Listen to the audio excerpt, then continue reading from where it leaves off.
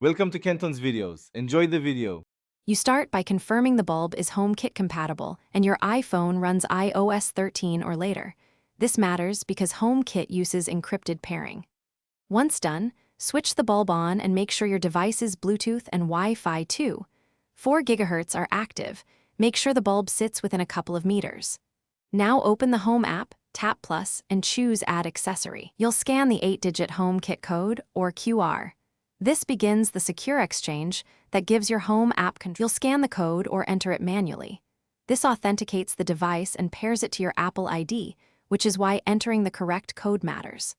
Once Home app recognizes the bulb, assign it to a room and give it a clear name. This helps Siri and automations.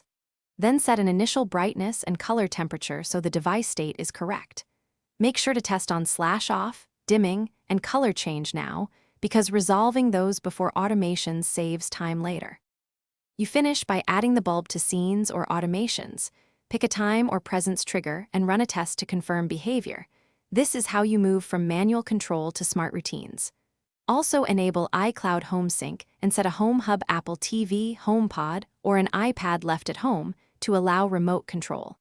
If pairing fails, reset the bulb per manufacturer steps, ensure you're on a 4 GHz network, then retry scanning the HomeKit code. That resolves most. Thanks for watching. Consider subscribing if we helped you.